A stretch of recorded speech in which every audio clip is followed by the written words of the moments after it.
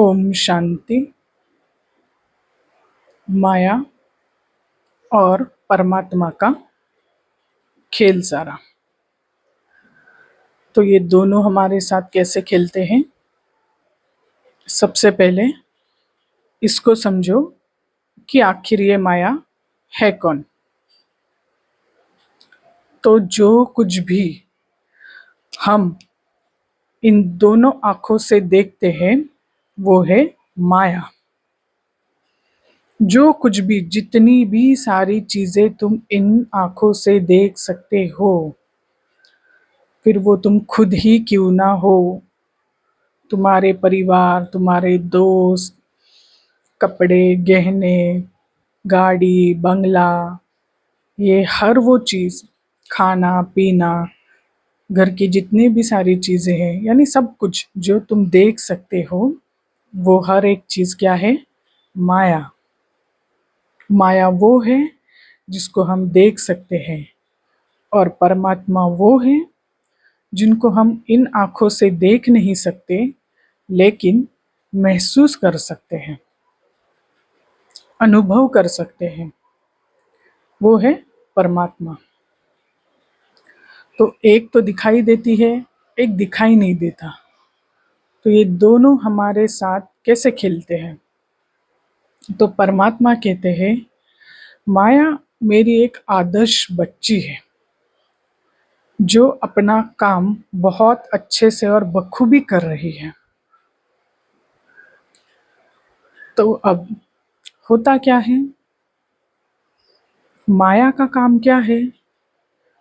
तुम्हें किसी भी तरह से इस संसार की आकर्षण में रोक कर रखना। तुम उसके प्रभाव में से कभी भी बाहर ना निकलो, उसके लिए वो हर संभव प्रयास करती है। उसको जितने भी दांव पेच आते हैं, जितनी भी शक्तियाँ, ऊर्जा उसके पास है, वो सब लगा देती है। वो है माया। तो वो हमें इस संसार में कैसे रोक के रखती है? किसी न किसी चीज के प्रति आकर्षण, मोहित होना, इच्छाओं के पीछे भागना, वासनाओं के पीछे भागना, कामनाओं के पीछे भागना।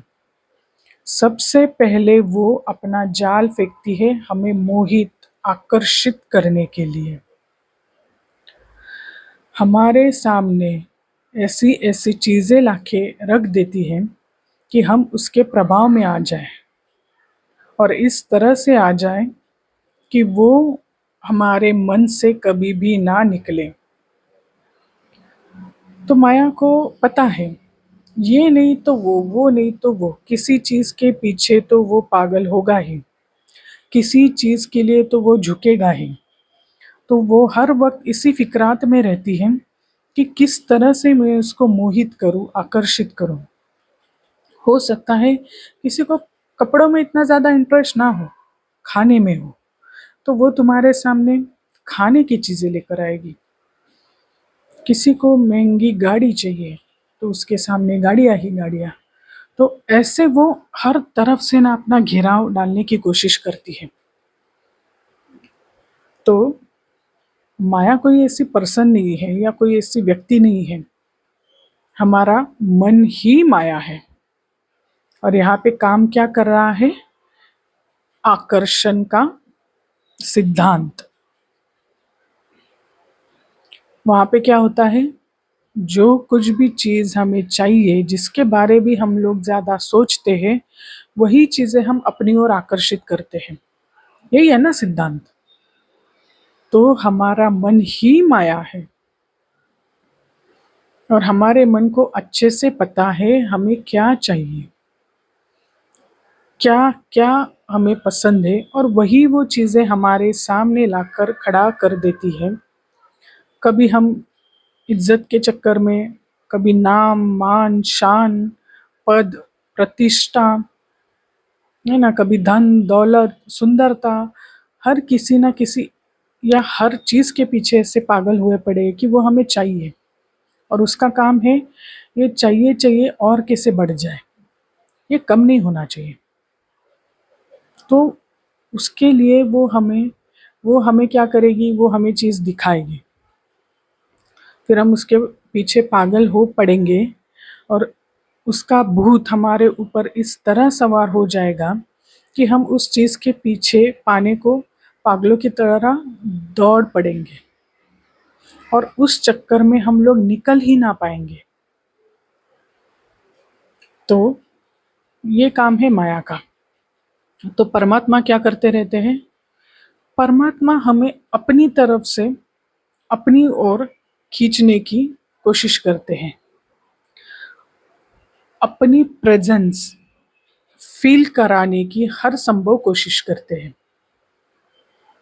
तो परमात्मा तो दिखते नहीं, तो परमात्मा क्या करते हैं? कभी तुम्हारे मन में कोई संकल्प आएगा, कोई इंट्यूशन आएगा, कभी कोई तुम्हें टचिंग होगी, कोई तुम्हारे सामने निमित्त बनकर तुम्हें कुछ बताएगा, समझेगा, लेकिन हमारे मन के अंदर इतना शोर है, हम माया के पीछे, प्राप्तियों के पीछे इतने पागल हुए पड़े हैं कि हमें वो आवाज़, वो टचिंग, वो फील नहीं होती, वो सुनाई नहीं देती। हम उस आवाज़ को भी नज़रअंदाज कर देते हैं। इसलिए परमात्मा हमें फील नहीं होते, वरना कोशिश तो दोनों कर रहे हैं। एक तरफ परमात्मा हमें अपनी ओर खींचने की कोशिश कर रहे हैं, एक तरफ माया हमें अपनी ओर खींचने की कोशिश कर रहे हैं। लेकिन तुम्हारा ध्यान जिस तरफ होगा, तुम उसी चीज के पीछे पड़ोगे। तुम्हारा ध्यान जिधर जाएगा, ऊर्जा भी उसी के पीछे पीछे चली जाएगी। तो अब ये हमें डिसाइड करना है कि हमें किसको चुनना है, परमात्मा को या माया को। काम तो दोनों भी अपना सही से कर रहे हैं। तो माया माया उससे डरने की जरूरत नहीं है, माया को समझने की जरूरत है। अगर एक बार माया को समझ लिया, एक बार इस माया के खेल को समझ लिया, फिर माया को जीतना संभव है। ये बात उतनी ही सत्य है कि माया के प्रभाव से कोई भी बच नहीं पाया। लेकिन माया क्या है? समझ है। माया कोई ऐसी पर्सन नहीं है कि वो सामने आएगी, उससे हम युद्ध करेंगे और जीतेंगे। नहीं, माया को सिर्फ समझ से ही जीता जा सकता है, और उस समझ के लिए तुम्हें चाहिए ज्ञान, और वो ज्ञान सिर्फ और सिर्फ हमें परमात्मा ही दे सकते हैं। तो ज्ञानी बनो, योगी बनो, राजयोगी बनो। ओम शांति।